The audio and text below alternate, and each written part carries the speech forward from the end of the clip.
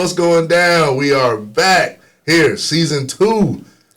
All my fellow daddians and here for the daddians, I'm sorry we left you. We had to take a little 2-week break, but we're back, man. I just took a little time for family.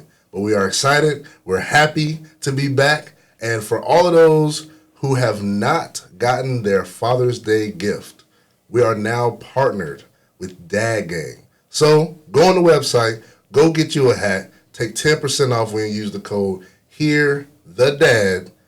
Hold on, let me make sure I get the code right. HERETHEDAD 73874. HERETHEDAD 73874. Go get you a Dad Gang cap. You can't go wrong. Way too many colorways.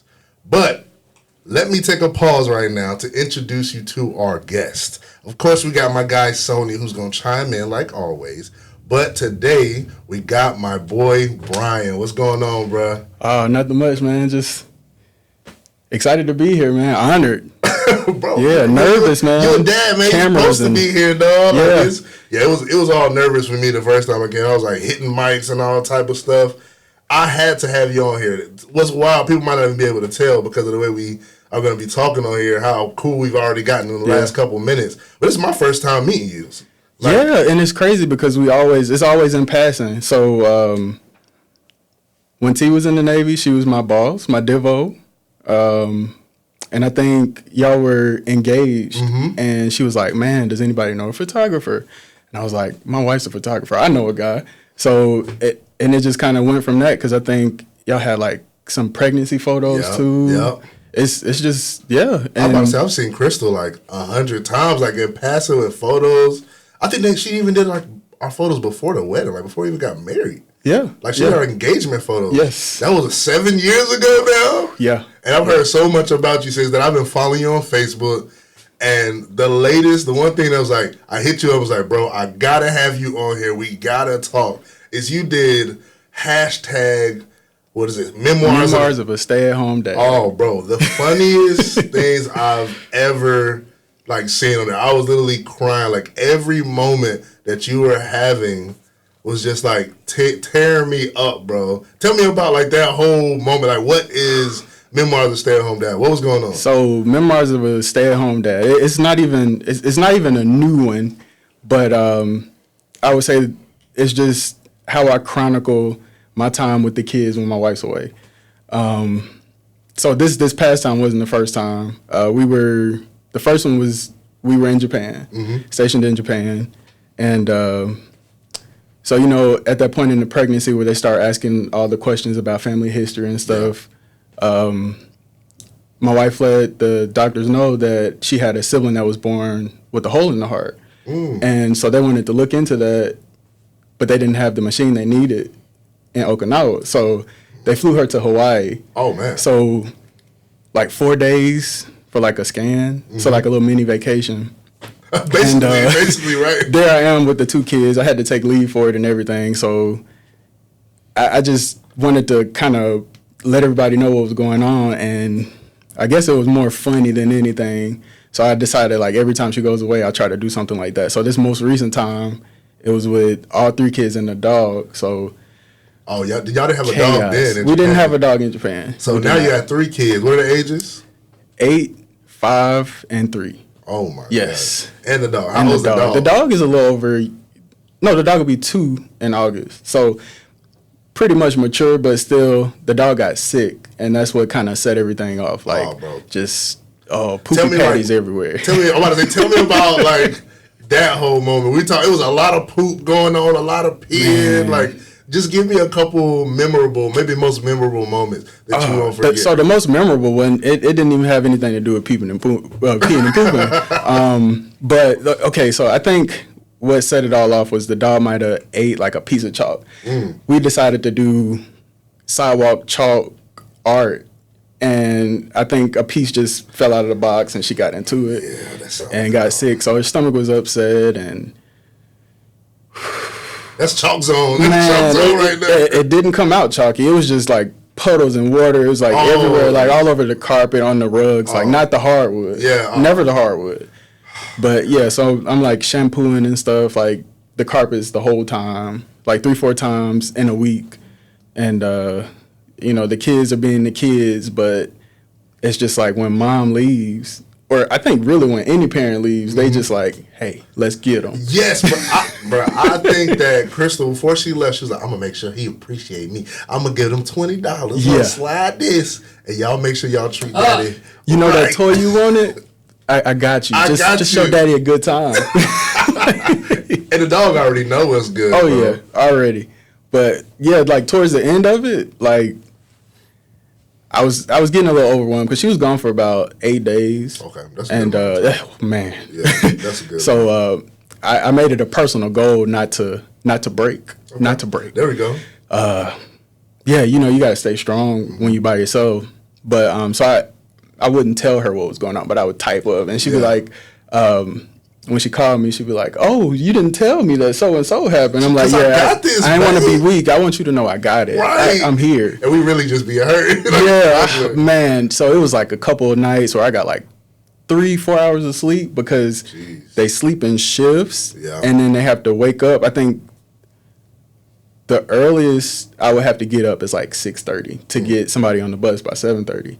But he wanted to be up at 3:30 and not go back to sleep. And this is after like melatonin. So, I mean, it's only good enough to knock them out. Yeah. But when they're ready to get up, there's nothing you can do. Nothing. But the most memorable moment, so we had the nuggets laid out in the living room. So we got 2 nuggets. Everybody laid out. Explain the nuggets for some of the brothers who... the audience that don't know what the nugget is. If you don't have a nugget, get a nugget. Oh, so it's like, I guess it's like a kiddie couch. Yeah. It's the best way to explain it. But you can fold and I guess kind of redesign how you structure everything. So you can build a fort, you can build a tent, like you can build a slide. So for that night, we just built like, I guess like a super mattress, I guess. So we had the pillows propped up. That's and always bringing fun, them popcorn to watch movies. So they voted to watch Coco. Okay. And yes, Coco. That's one of the ones right there. Well, that'll get me. I've cried the first. That's what it was. The first time, yes, I cried too. The scene with the grandma. It's just. It was a scene with. It's always the scene with the grandma, bro. Man, it got me. But we got towards the end, and it was getting close to that part. And my 8-year-old Micah, he came up to me. He said, Dad, I don't ever want you to die. I'm going to miss you, and I'll be really sad.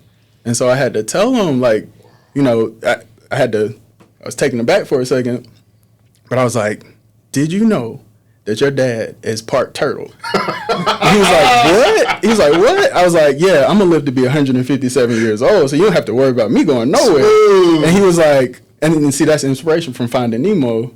So, okay. I didn't even pick that up. You just got to get back to it. I was thinking Ninja Turtles. So I let him know that, and, you know, he ran off. He was like, oh, okay. And you know, bopped away. And there I am thinking about it like, man, like, for these to be kids, they really think about some heavy stuff sometimes.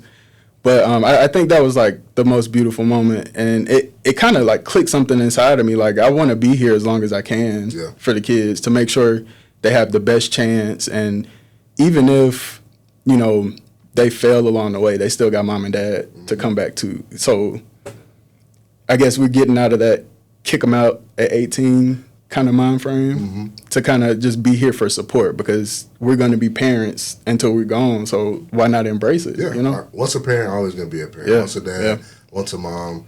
And that's one thing that I know is a little bit different in the American culture, like West African culture. I'm not sure about Haitian culture, but the idea of everything revolving around the number 18, like that age of being 18 years old. Like, my dad was like, it don't matter. Like, when you turn 18, I'm still your daddy. I still provide. And if you need to go to school, you go off to college to do whatever, we still going to be here until you get on your feet. Okay. Like, we're going to be here for you to fall back on and all that stuff. So that was always good to have. That's like a blessing. That the same thing like Haitian cultures too? Yeah, and I think it's something that we need to adopt and understand. Oh, and not absolutely. be so ready to just kick our kids. You know, I'm seeing a lot of my peers like adopt that mindset, because when you get, I guess, kicked out or you become, you know, independent that early, you're bound to mess up. Yeah, absolutely. And it's not easy. I mean, of course, you want to be able to learn, but like you can still go back to mom and dad. Like, where's the hurt in that? Yeah. But I think yeah, so seeing a lot of my peers adopt that, I think that's beautiful. Oh yeah, that's beautiful. It's like I'm in it for the long haul. Absolutely, I'm gonna be here because I remember the times where I feel like I'm gonna be with you to explain and help you understand whatever. And before talking about this, because I'm thinking about how sentimental that moment was when he just asked you. Sometimes it's a silly question, but there's always some depth to it. And kids don't really know when they're asking like that deep question. But it always feels good that they feel that they're comfortable enough to come to us with it. We had a conversation a little bit about breakthroughs before, and I'm thinking back to like just 2 nights ago, I had somewhat of a breakthrough moment, or just maybe it was just a sentimental moment with Azai, my oldest. I was about to give him a bath, and he always loves to get a bath. Like, he don't care nothing about no shower. He don't be want to wash his hair, none of that stuff. He want to get in the tub with A-ring so they can splash around, just make a daggone mess. But I'm like, yo, bro, today you're not getting in the bath. Like, you're going to take a shower. And that's something I tell him all the time. It's like, bro, you just need to take a shower. And he got really upset. And I'm like, used to it. I'm like, bro, I don't care. Like, you upset? Like, you're going to be upset. Like, it is what it is. And he was good for a second. He went to use the bathroom, and he came back. And he was crying. But I could tell that it wasn't about the shower. It just seemed like a little bit different. Like, he was, like, really hurt. He was like, Daddy, I got to tell you something. And I was like, okay, like what's going on, bro? He was like, but I can't tell you. I was like, you can tell, Dad. Those are the ones. Oh, bro. I was like, okay, I've heard about this one. I'm like trying to go back into my tools. Like, I got something for this. I just got to say this. And something I learned on Instagram. I was like, you can tell Daddy, like, you can trust me. Like, you always tell me the truth as long as it's the truth. Like, you know, you'll never get in trouble for it. He said, but it's going to hurt you. And I was like, oh, man, like, this is only getting worse. It's loaded. And I was like, okay, would you feel better telling Mom? He was like, no, I'm going to tell you. But it's going to hurt me, too. So now I'm floored, bro. Like, Tiana can hear him in the other room. She kind of pauses with the babies and stuff. And we're trying to just get it out of him. And he was continuing to cry, and I'm just, like, holding him, like, just holding him by his head, just make sure he feels comfortable. And he said, Daddy, sometimes I don't like you. And first, it was kind of a little relief, but I felt it, and it kind of gave me chills. It gives me chills right now. And I was like, baby, it's okay. Yeah. And he said, I always love you, but sometimes I don't like you. Like when you tell me I can't take a shower and stuff like that. And I'm just like, boy, you just don't know how much I love you right now. Like, I'm so happy that you felt comfortable with telling me something because it was so deep in his heart, you know what I'm saying? He was just able to release it. And we talked a little bit about it. Hey, man, like sometimes you're not going to like certain people. You're not going to like me for the way that, you know, that I decided to do this or that. But I'm always going to have love for you. It's always something that we can talk about. But just like having that moment, I almost want to be like, boy, get in the bath, man. You can have whatever you want. That's a testament to way that y'all are parenting them because that's a lot of wisdom in a small package for him to know that there's a difference between love and like. And I'm always going to love you, but right now, I ain't really feeling you. He didn't know. He was like, he knew he probably won't get like a pop in or like he didn't know if he was in timeout. Like he just knew it didn't feel good. Like I don't want to hurt Daddy, but somehow this is also hurting me. And I thought that was powerful. But let's talk more about your kids, man. I've been seeing y'all post a little bit of like breakthroughs. Like tell me about the kids, man. Yeah. So we got 3 boys. Miles. I'm sorry, I should go in order. So we got Micah. We're going up or down? We're going to go down from oldest. So we got Micah is our 8-year-old, Miles our 5-year-old, and Mason the 3-year-old. And I guess we can throw Marley in there, the puppy. 2 years old. 2 years old, there we go. Okay. So all 3 of the boys have been diagnosed with autism. And because autism is a spectrum, and it's a wide spectrum. I mean, you get everybody, you know, you got Einstein on the spectrum. Yeah. So, I mean, it's so vast in how it can show up and appear in their behaviors and characteristics and stuff. So, Micah, man, I love you, Micah. Micah can talk. Micah can talk. I mean, I think just today he asked about, what was it? I can't think about it because I had my dad earmuffs on. I was just kind of zoning them out. It's a frequency. You can just it is. I just, But he kept, you know, and that's what he does. He's really persistent, and I think that's a part of his diagnosis because sometimes they tend to obsess over some things. And I think most recently his obsession has been his grades, which I kind of want to cheer him on because he has not made anything less than an A this school year. Wow. And, like, I think he had a C maybe in kindergarten, and he was like, I'm not going to get any more C's. And I was like, all right. But, like, I don't want it to become something unhealthy. Right, but absolutely. I kind of want to get him away from expecting perfection out of everything.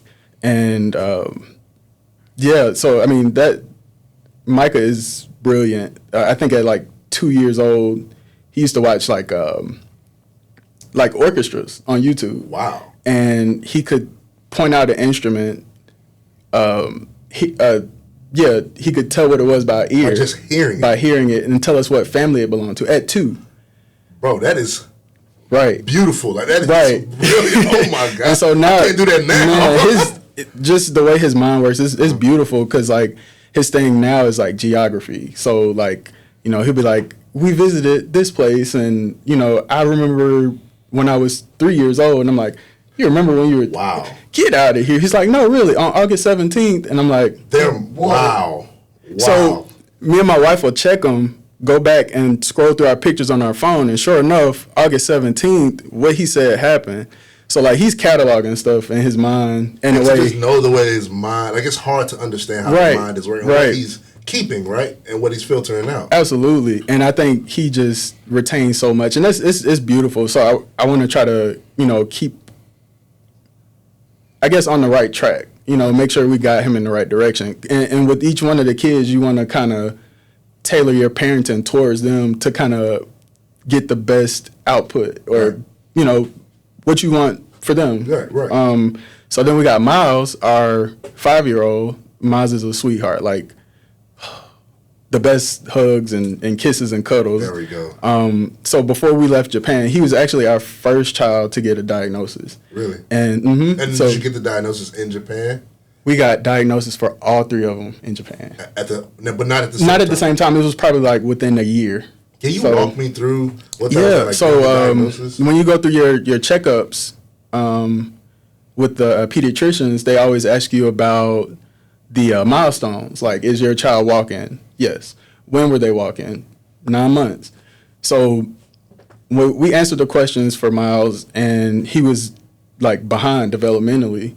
And we didn't really think anything of it because Micah did everything super early. Gotcha. So we were like, okay, he'll do it in his own time. We talked to family members. You know, it's kind of taboo, I guess, and I would say more so in Black families, for a child to have a disability and for it to be taken seriously, because, you know, you have people, oh, that baby will do it when he's ready, and they just kind of, you know, wave it off. And they don't want to talk to a therapist or pediatrician. Not at or anything. all. But we were lucky enough. So my sister-in-law, her oldest son, has autism also, and this guy just graduated with his master's. Beautiful. Right? And I mean, it's awesome. Like, just being able to see that, it kind of, it gives you hope. Mm-hmm. But probably like a little confidence. Absolutely, too, absolutely. Know that you're also going to have some support, like somebody close in the family you could talk to. And it was her who told us, like, hey, you should get him tested for autism. And we were like, kind of, I don't know, because we didn't want to put a label on it. Right. Like, we didn't want to put a label on it. It's tough because, well, you don't really want to go into it, but you want what's best for your child at the end of the day. So I think after getting that diagnosis, it's kind of like, it was a grieving period. And I wanted to be strong for my wife because, you know, she was just, you know, torn. She was like, you know, my baby, something's wrong with my baby. But we talked to a lot of people, and there's nothing wrong with the child. It's just a title. Right. And your child is still that same child. Mm-hmm. So, like I was saying, there's like a period of grief where you come to terms and you kind of, I guess, have a funeral for the child that you thought you were going to have. Right. And after that, it comes the acceptance of the child that you have, which was the child you had already. Right. You just didn't understand it. Right. So it's almost a celebration. It's absolutely. Like so now I know, yes, you know, what to do and how to do this. Yes. And it brings clarity. I'm not going to lie and sugarcoat it. It's not easy, but it makes life a little sweeter because Miles wasn't talking when we left Japan, but now we can't get him to stop. We cannot get him to stop. He's made so much progress, like, in the past 2 years. It's just been amazing. And I kind of think about, you know, us having to leave early, me maybe not doing as much as I could have done, like finishing that tour. And it kind of put me behind and not really being concerned with it, because at the end of the day, I did what was best for my family, and it's got results. So it's been like a lot of ups and downs, but when you take the situation for what it is and you still enjoy it, like, life is sweet. Life is sweet. For the fathers maybe in that position, like first getting the diagnosis, looking back now, what are some of the maybe tips that you have for them? What are some of the first things that they should do? Well, so like I was saying, you want your child to have the best chance at being the best version of them. So you want to get them that help. You cannot be afraid, of what other people might say or what other people might think, because, the support around the world, because autism is global, and I want to say like maybe 1 in every 100 children are born with autism, but like that's a lot of kids throughout the world. So that's a lot of families, a lot of parents. It's, you know, Facebook groups, and, you know, we keep seeing pictures of people graduating high school, graduating college, and people come back to those groups like, hey, I was diagnosed at 3, I'm 35 now, and this is what I'm doing. And it's like, oh, okay. There we go. But I mean, I think you want to have that end goal in mind. Like, you want your child to be the best them, so you have to get them the help that they need, and you have to be an advocate, because 2 of my sons are classified as nonverbal. You have to be the voice for them. They won't be able to say everything, and you have to look for those cues, and you want to be able to tell the teachers like, hey, no, this is not right. So normally I'm laid back, I'm chill,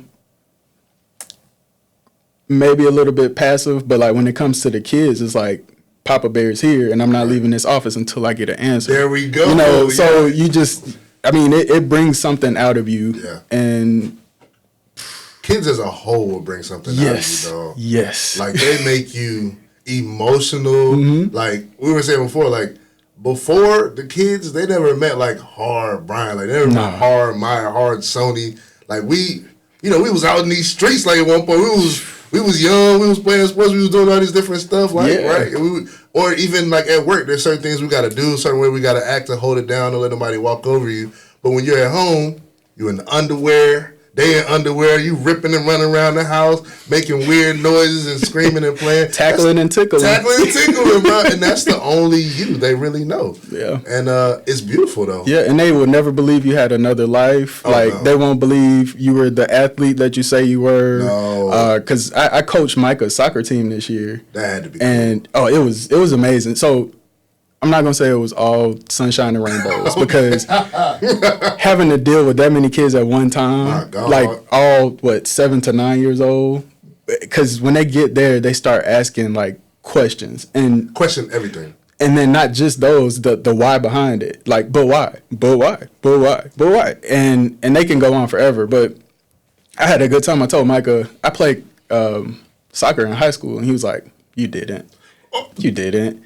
It's no way. And I was like, yeah, I really did. Like, of course, I don't have the pictures to prove it, but like, we got out there, we started kicking the ball around a little bit. He's like, whoa, Dad, you did play soccer. And I was like, I tried to tell you. You think I'm lying? Like, yeah. What you think this is? But, that's how we did for teachers when we was young. Like, oh yeah, y'all don't have a life. Yeah, you don't go home. Like, you go home and grade papers, and that's it. There we go. Yeah, you forget about all that. Now we got teacher friends. We like, girl, what you doing at the class? Yes. Teachers don't have no life. What you know? But we know.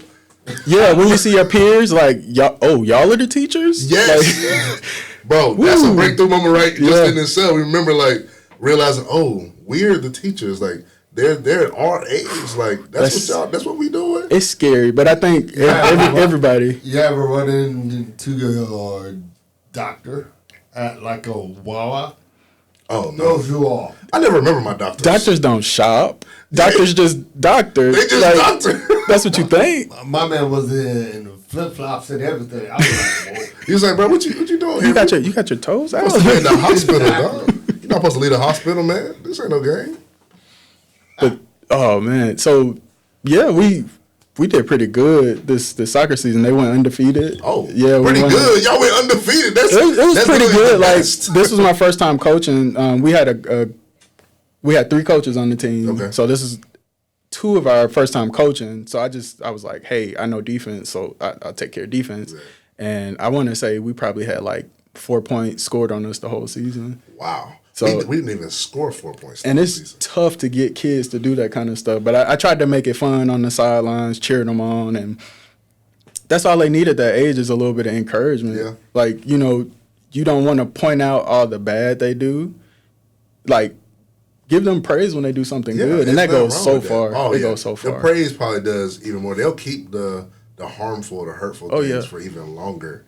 And I remember my high school coaches, they were brute, but like I had already got a foundation before that. So by the time I got to high school, they was just crazy. They could pretty much say and do whatever they want to. Because when you get to college, they really don't care. They making money. They got a family to take care of. So it's like when you're down like young, there's no need to like tear down a child. Yeah, and you want to give them a reason to come back next season. Right. You know, have you seen some of these like AAU like basketball leagues and stuff like that? It's scary. And they wearing like all the sleeves and stuff. And I'm looking at like a 5-year-old child with like handles like he played and won. And I'm thinking like, ain't no way my child can go out there and do that. I'm sorry, like he might not be the most coordinated. He could probably find his way around a basketball court, but he ain't doing that. Michael played basketball this year too, and we got him out there, and I was like, you my son, but you didn't get everything from me. Or this might not be your sport, son. Yeah, that's why we wanted to try soccer. I was like, okay, good. you can run. Everybody can run. And kicking the ball won't be too hard. And he was actually pretty decent for like not having played before. And I think we're gonna get out there and do it again next year. That's good. I'm looking into track. Like I did track for a long time, and the base is supposed to be doing the track thing. I don't. For me, yeah. Oh, so I did long jump, triple jump, hurdles, and the quarter was like. Okay. I hated doing the quarter, but I was a quarter horse. That was like my thing. Those are my specialties. Those are my babies, my loves. All the 4x1s and stuff like that. I was in all that. Yeah. So we're talking about kids sports. What is your thought process on? Do you believe every kid should get a medal? Oh, see, you gonna do that to us? That's juicy. Yeah, that's juicy for real. They talking about a participation trophy, right? Like what's your thought on that? So I think, me personally, I think that every age is different, right?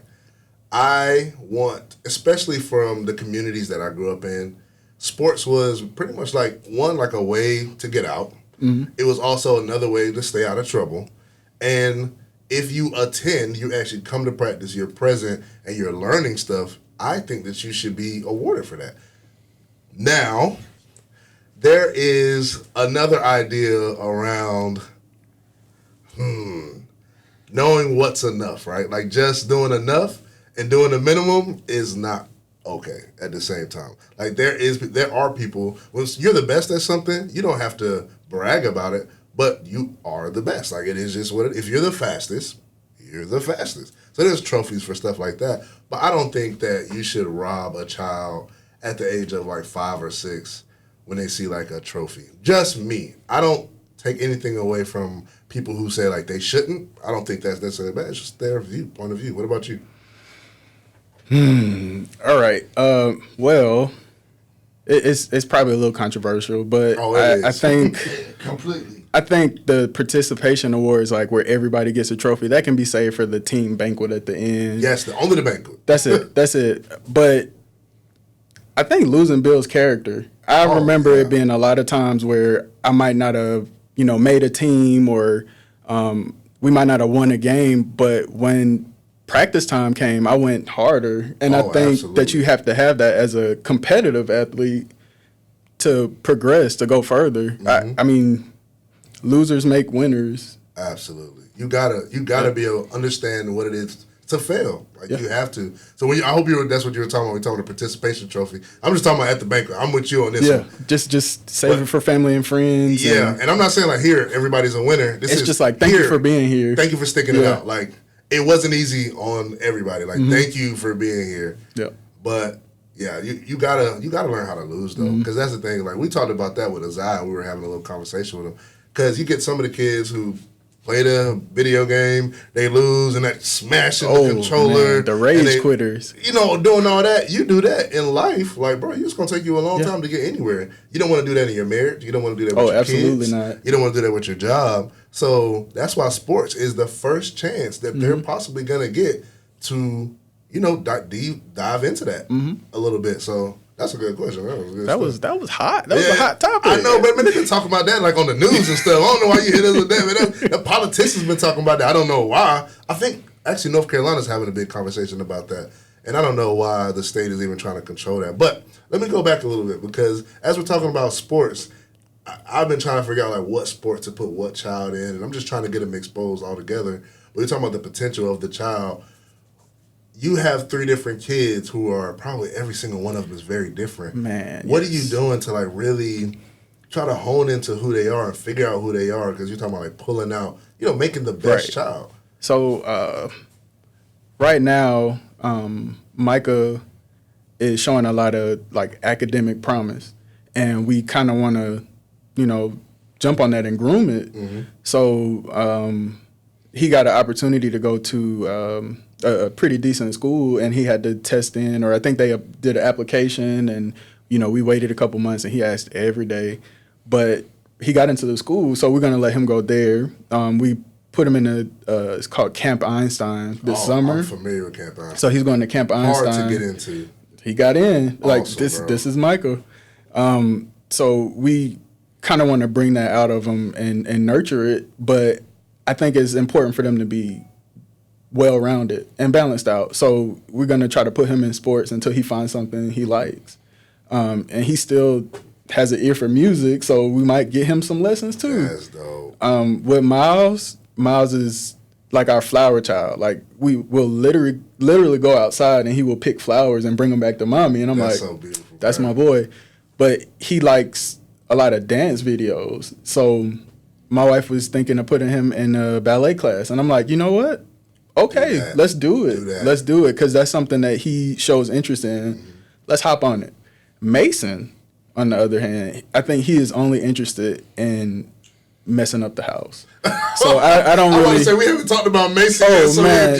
give me some Mason, bro. Mason is affectionately known in our household as the Deacon of Destruction. Oh man. So Memoirs of a Stay-at-Home Dad. Okay. One night I put them to sleep. It was like 8:45, making great time, because normally it's like 9:30. Yeah. So I get Mason to sleep. I'm like, man, this is gonna be a great night. I'm gonna get so much sleep.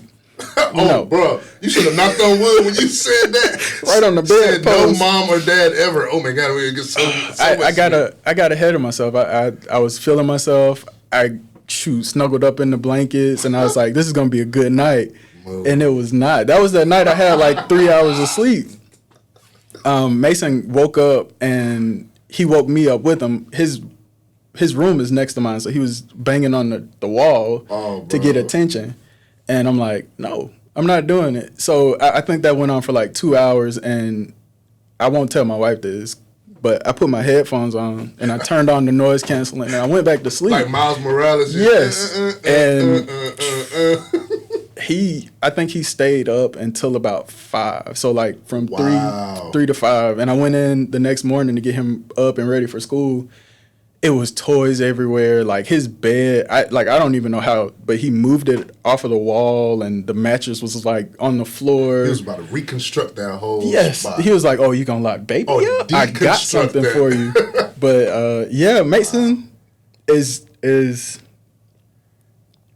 a sweetheart too. I can't just say all the bad, but so Mason, a part of his diagnosis was developmental delay. And it was a global developmental delay, so it was across like all the areas. So like speech, his motor skills, gross and fine motor. So a lot of things came to him or later. Okay. Yeah. So he is almost 4 now, but he's probably like 2 pounds lighter than our 5-year-old. Got you. Solid. Just and strong. Boy. And now he is going through his terrible twos at almost 4. So it's like, can you imagine like a really strong 4-year-old going through terrible twos. It's crazy. We got a lot more coming, but you gotta have some meat on your bones for that. You do, like, because kids will hurt you. They will. So I was changing a diaper. So it was like, I think we were on the kitchen floor. You got to get it where you can. Oh, bro, yeah. So I'm squatting in front of him, wiping him down or whatever, and I'm holding his legs, and he's, really strong. Mm-hmm. So I'm like, okay, I'm going to just put your legs right here. And he's like, and I'm like, no, I'm going to put your legs right here. So he puts his legs on my knees, and I'm squatting, and he pushes me back. Like, and I like fall. I'm like, you're not supposed to be able to move me like that. Like, I'm solid. You don't move me. And there I am on the floor. Oh, like, bro. Realizing when, like, you got boys just like me, so I know you're going through is like, I have to keep my body in some type of shape. Because at some point, and yours are close in age too, mm-hmm. at some point, we outnumbered. Yes. And they reach high school and they decide. At the same time, daddy ain't it no more. Like, I don't care what daddy said. He said we ain't going to the so-and-so, but we going. We going there, we going to jump I didn't daddy. get this license for nothing. Bro, I'm popping kneecaps left and right. I ain't going to be able to fight. They all too big. I'm just, boom, boom. I don't care if they get, I'm just doing something. I'm about to kick legs. I start to get worried when we wrestle now. Oh, yeah. Like, because they strategize, and it's like unspoken. So Micah will come and get me in the chokehold.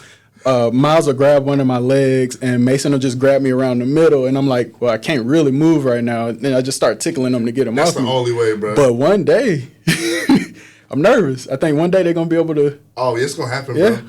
Yeah. There's always a time where you like playing around on the floor and stuff, and then there's that 1 second when they actually catch that throw. You're like, okay, hold on. You got to get down, because either I'm gonna choose my life first. I'm gonna fall on everybody. I'm gonna fall. I'll fix y'all later. I got first aid kit. I choose me.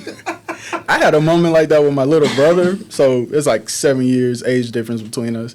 So I was off into the Navy, and he was still like in high school. Mm-hmm. And he was like, I'm gonna do wrestling, and I'm like, okay, go for it. Cool. So I come home on leave one time. I'm probably like mid-20s, and he's getting ready to like graduate. Like 17, 18, and he was like, let's wrestle. I'm like, it won't be. It's your little brother too, right? My little brother, but at that time he had shot up past me, so like, yeah, probably like a little over 6 feet, still skinny, scrawny, and I'm like, I got you. Dang, I know where this goes.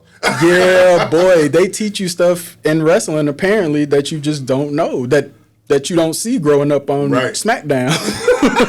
I had all my SmackDown moves in my pocket, and he came up with some kind of chokehold, and I could not move, and this is my first time confessing that, like, my brother had me. Oh, I hope you don't hear this, bro. No. I never want my little brothers to hear, because they be getting me too, bro. They have trapped me a few times, and they've got their licks and they got their wins, but I don't ever want to tell them that to their face. The one move that a baby knows that will always get you, bro, is the one you're talking about. Like, it can be not even, I think, my twins are 8 months right now. When you change that diaper and they learn that bridge, you trying to hold both feet and they learn that bridge, there is nothing you can do. Nope. They're just locked. And all you can think is like, I just got to hold them here until they give up. You can try to push them down. Baby's strong, bro. Don't work. I had one of those at the Memoirs of a Stay-at-Home Dad. I was trying to change a poopy diaper at that. Yep. And so I'm in there. I got like my 4 wipes, and I've mastered the skill of folding the wipe in my hand, like as I go. And it took me a while because my wife would be like, why you use so many wipes? I do use a lot of wipes. I just got to that point. So I get like 4, and that's what I'm using. Okay. Like whether you like it or not. So here I am, I got his 2 legs in my hand, and this is Mason again, super strong. So the bridge, and I'm like, I cannot get these legs apart so I can get in there and wipe. And oh man, so strong. Afraid you might hurt him too. So well, not just that, but this is my greatest fear, and it was realized that day. I was going in for the wipe, and he did a quick move, so like all under my fingernail. Oh, you missed. Yeah, I missed. Yeah, it's happened to the best of us, bro. Oh man, I hate it. I hate it. And I freak out too. Like I remember the first time.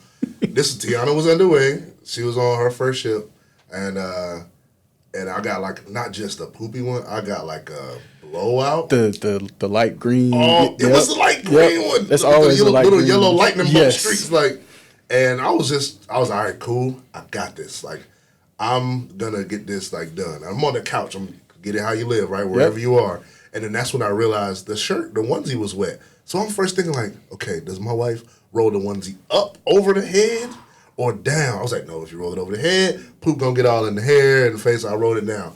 So I start to wipe him, and as I'm wiping him, he decides he ain't done yet. But wait, there's more. Wait, there's more. Now, I didn't know about the putting the diaper under just in case he can get ready. Okay. So I started freaking out. And this is on the couch. And I'm like, okay, what does my wife do? Put him in the tub. So I'm trying to figure out, pick him up, not even thinking remembering that he's not done. I'm trying to take him upstairs to the tub. I'm like, do I catch it? Do I let it go? What do I do? Bro, it was the most traumatic moment, and he thought it was hilarious. Like, he didn't even know. Not just that, the moms think it's hilarious too. Oh, like, bro. when you told her about it, did she laugh? Oh, she was crying. Of course. But I couldn't tell her right then. Right? Yeah. Like, I wasn't gonna send her the email till she got back.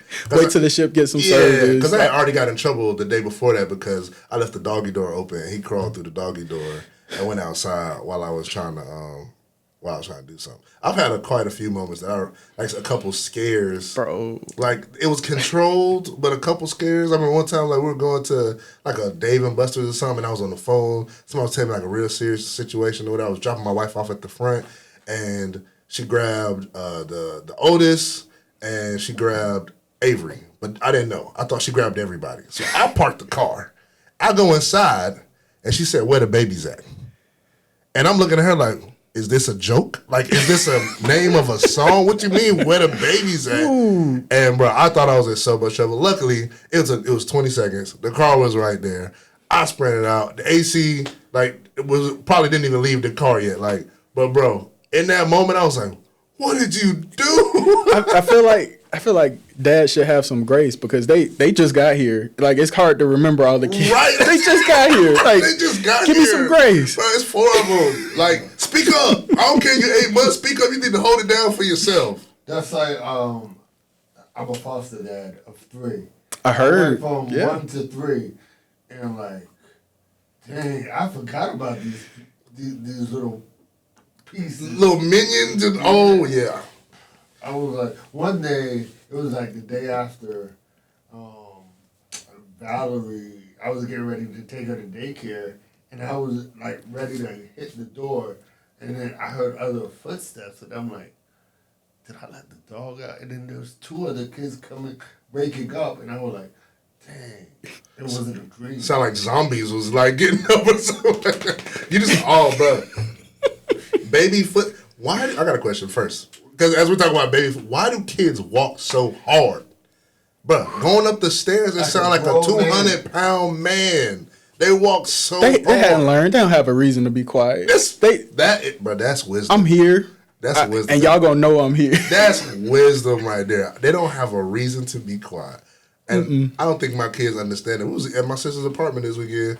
Everything they did was loud. I was Was she like on the second floor? Yeah, she was on the third floor. Third floor, yeah. Kids don't understand like any move. Like, they're trying to like be quiet because people down there and the people up here, they dropping like water bottles. And you know Azai's into Mario right now. So now Avery's falling in love with Mario. Ooh, He's falling in love with Donkey Kong. But his temper tantrum, it features Mario. You ever heard of the ground pound? Where he jumps up and lands on his butt? He does that now, bro. When he gets mad, he goes, and then he runs, comes back, and ground pounds. That's how my glasses got broke. When he add that front flip in there, you in trouble.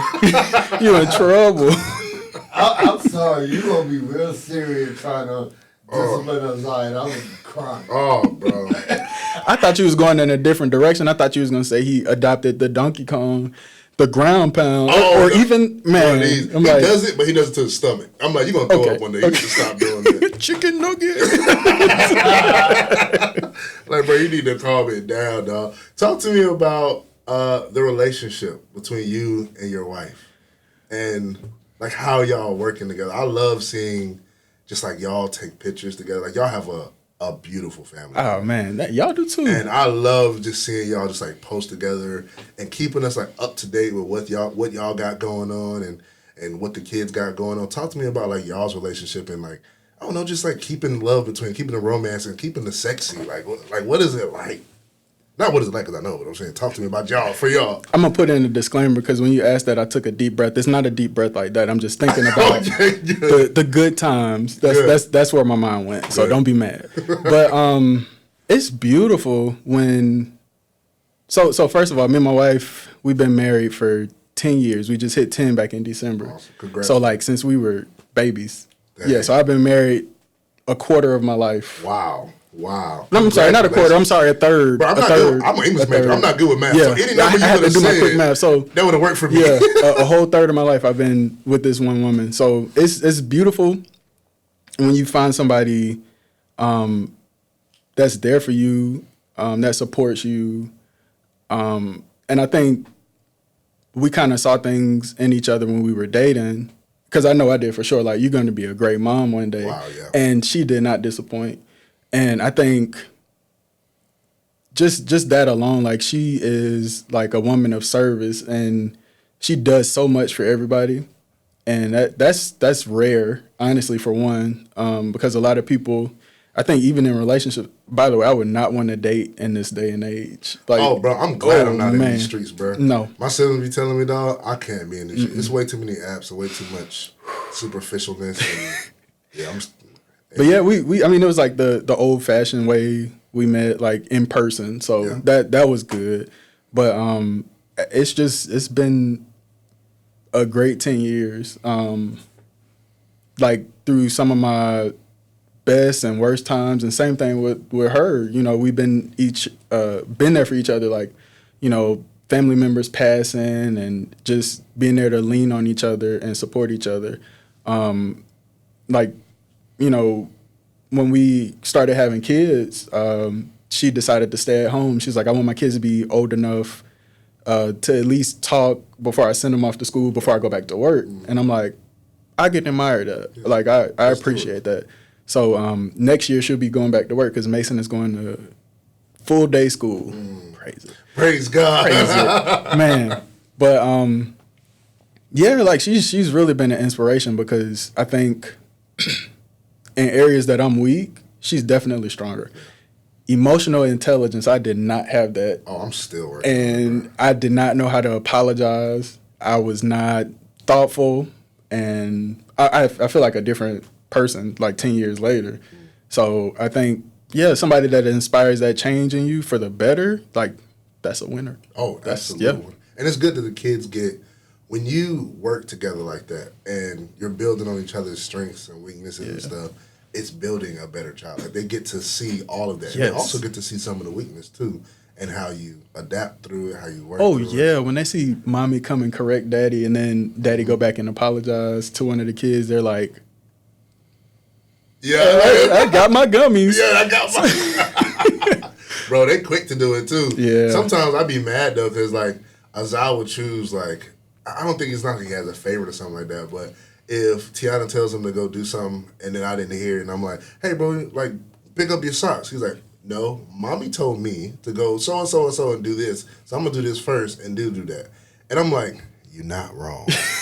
And I don't really want to step over mommy. Right, but the way you just said that, I don't even know what to do, because just do what mama said and hurry up.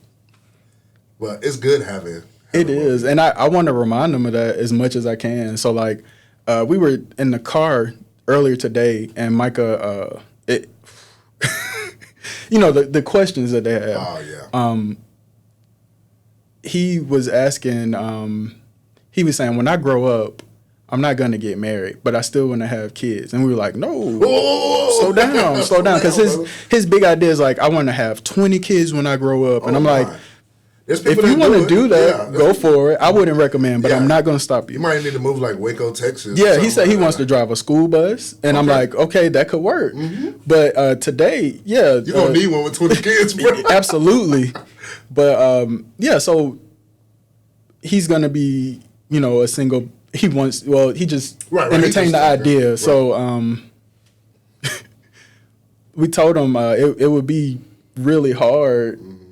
Why don't you want to be married? And he was like, well, being married is gross. And I was like, what do you mean it's gross? Me and mommy are a great team. We do a good job taking care of y'all. You're not hungry. Right. You got clothes. You're not cold. No rain on your head at You got night. somewhere to sleep at night. And we all do that together. And he was like, well, I guess you bring up a good point.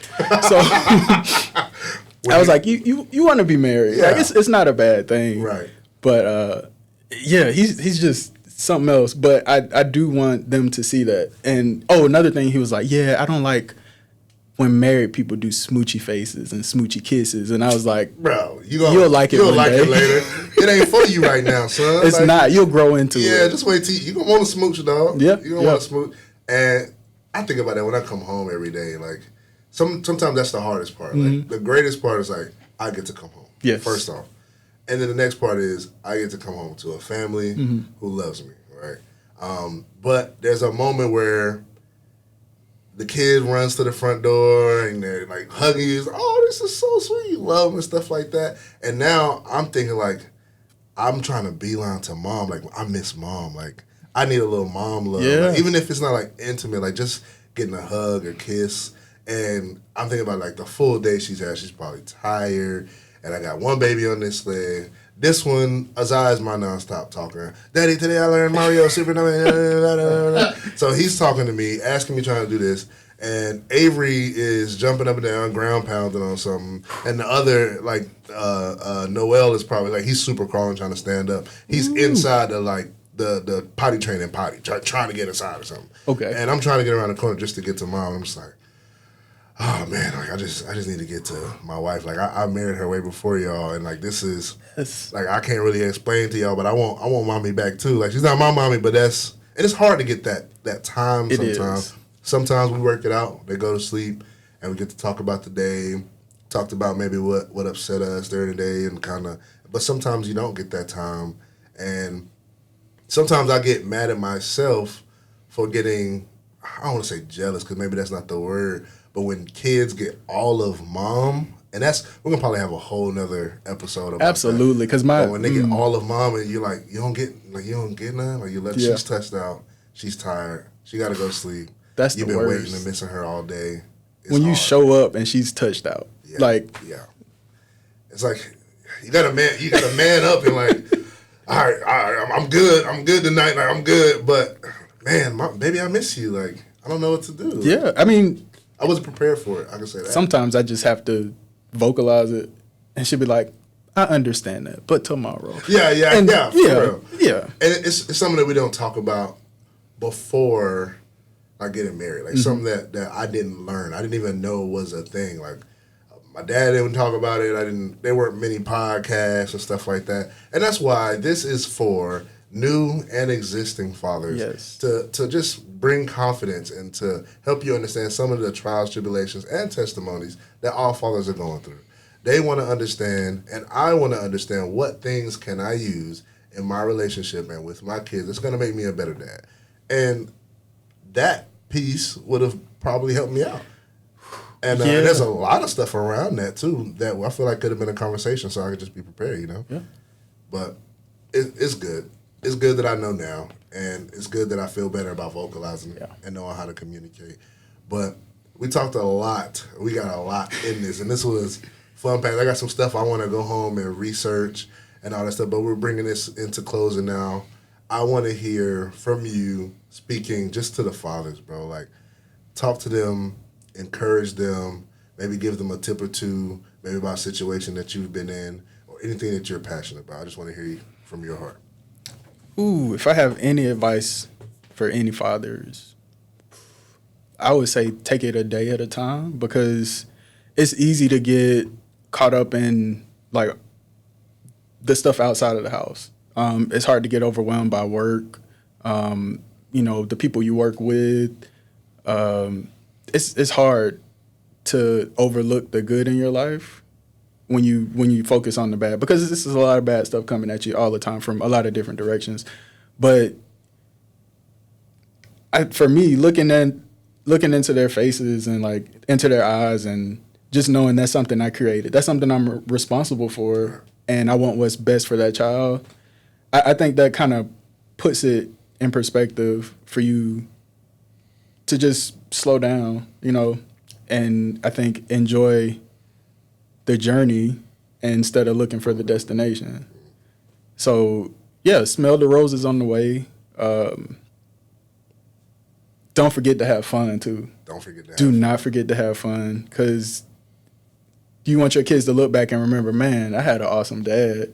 Like, it shouldn't be like, oh, dad was always at work, or, you know, dad was always on deployment, or, you know, daddy and mommy were always arguing or mad about something.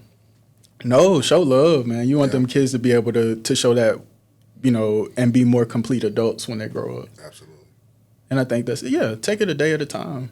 Yeah. Taking those flowers, man. Yes. Thanks, bro. This no was problem, awesome. man. Thank you for having me. We're definitely going to do this again. Absolutely. I think we got to come back because there's some stuff some other stuff we got to talk about. Yeah. But thank you to the audience for being here. Season 2, episode 1. Take a pause, subscribe, rate, like, all that good stuff. We'll see you again next week for episode 2.